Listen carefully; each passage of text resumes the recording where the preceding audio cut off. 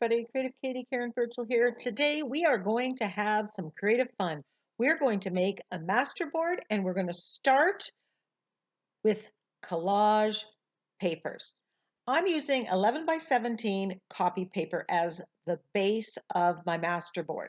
It's a large size paper, and part of doing a masterboard is that you have lots of painty goodness that you can use for an Insta background, for collage pieces,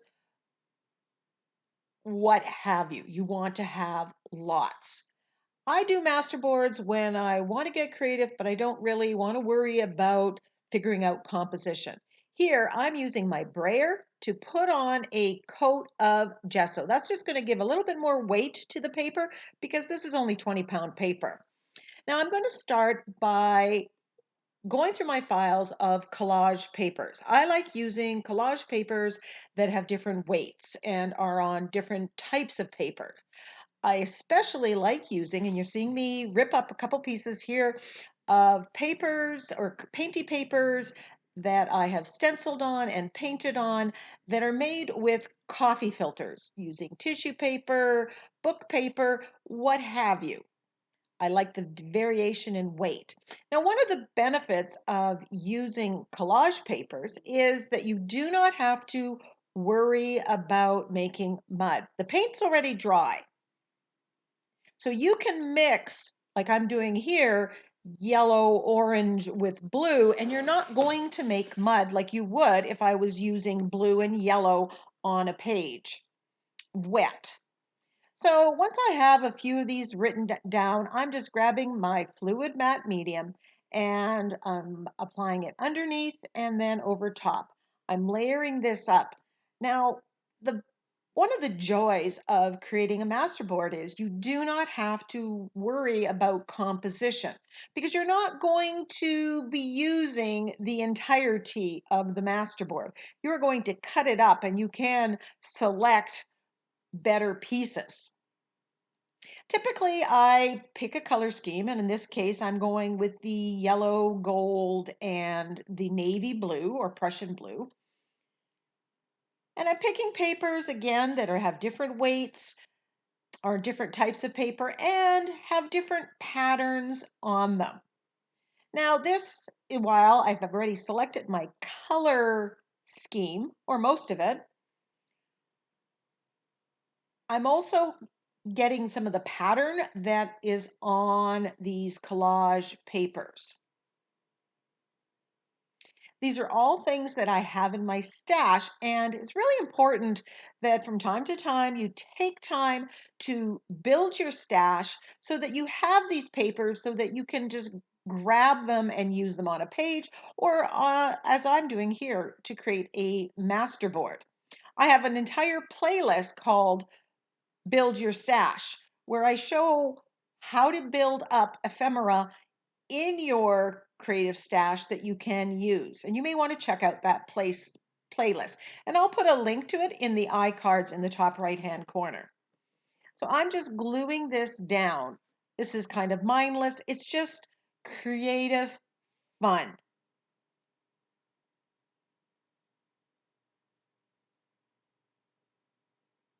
I'm just having fun with pattern and color and just following my instinct. And I find sometimes the most creative things happen when I just let go of the reins, stop overthinking, and just create. Just do.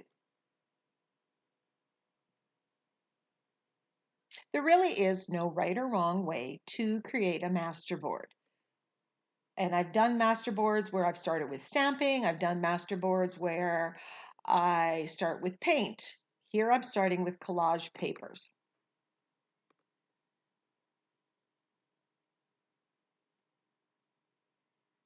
And I'm just layering it up, just enjoying the creative process.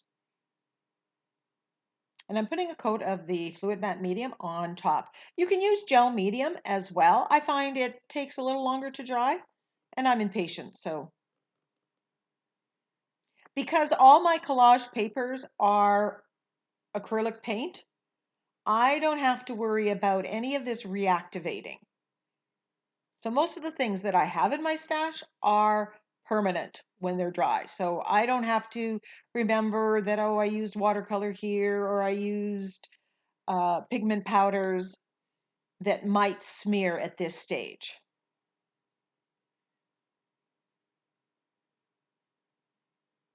So the gold and blue coffee filter that I used on here is really shaping kind of a vintage feel for this page. And it's going to guide my selection of other elements that I add. I grabbed this stamp and I spread black acrylic paint on my glass sheet. And now I'm stamping with the acrylic paint. I just find I get a darker impression than when I use archival ink. And this kind of gives a little bit of texture. This stamp, I forget the name of it right now. I will link it in the description box below. It, and as well as many of the TCW stencils that I use, can be purchased at NinnysNapkins.com. And there's a link and coupon code in the description box if you're interested. Now, I'm not worried about stamping, getting perfect images. I want dark. I want this to show at the end. And I'm overlapping the elements that are there. And this is what's going to bring the background together. This is Carabel Studio texture plate, and it had the round element that went with the stamp that I have, and I'm pressing it in the black acrylic paint and stamping on here. Again, I'm not using the whole of the plate. I just want to get some of this grungy goodness down onto my masterboard.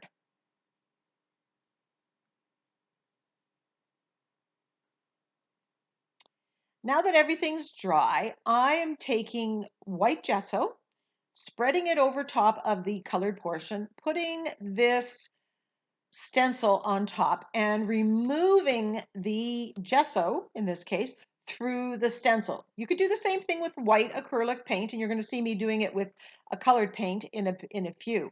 I like you're getting this texture on there, and you're getting this kind of cloudy effect.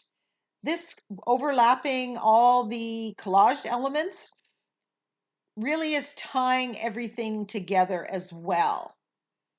It's making it all work together somehow. So I'm just going wherever there's color, I'm spreading a layer of white gesso and then removing the paint through the stencil. Now remember when I put gesso on the first layer on the raw paper? That was so I could do this technique. You need this paper underneath to be sealed for you to be able to lift it off or wipe it off through the stencil like you see me doing here.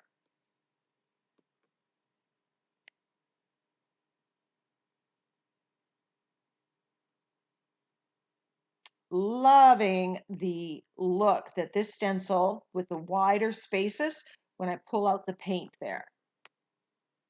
It's made it very lacy and softer. Now I decided that I wanted to get rid of some of the white, but I didn't want the background to get dark. So I am using unbleached titanium and a mixture of white gesso and just filling in some of the white areas, overlapping a little bit with the colored areas, and then taking the baby wipe and wiping it back. I want to be able to see that stamping and the texture that I've put in there. I don't want to obliterate it. I'm also adding a little bit of Naples yellow.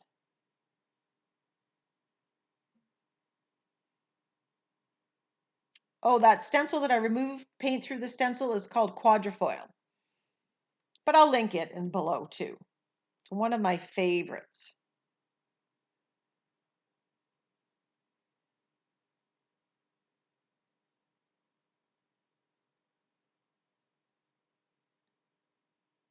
The white just looked a little bit too stark.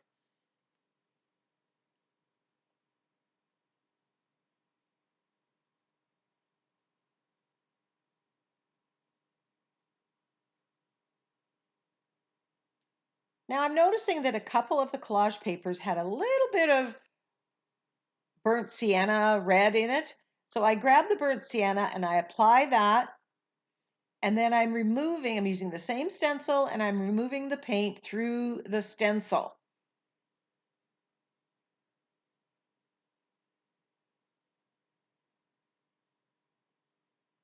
This is basically giving you a reverse of the stencil. And of course, I don't know when to stop. I'm just having so much fun here. I go a little overboard with the burnt sienna paint here, which then changed the tone to where the red, the burnt sienna, became the primary color. I grabbed the garden gate stencil and I'm removing it through the stencil. I wanted to add a different pattern.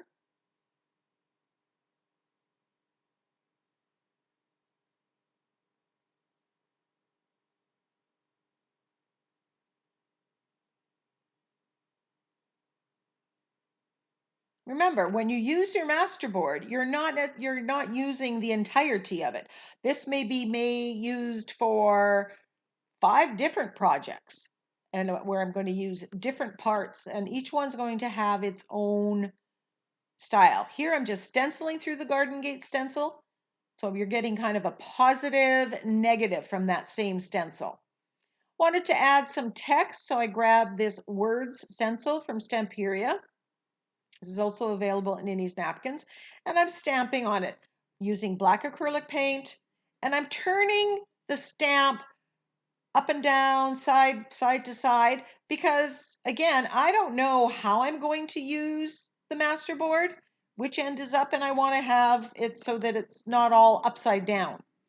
It's going to look like I did it on purpose. I'm absolutely loving the colors how this masterboard came together, and I decide I'm going to splatter with gold. So I just use gold paint, I thin it with water, and then I splatter with my fan brush.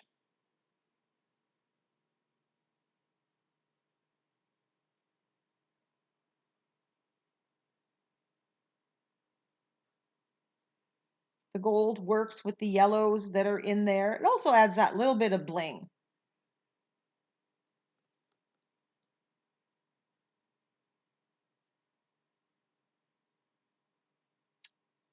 Loving it. Now here are some close-ups of the finished one and different sections of the masterboard.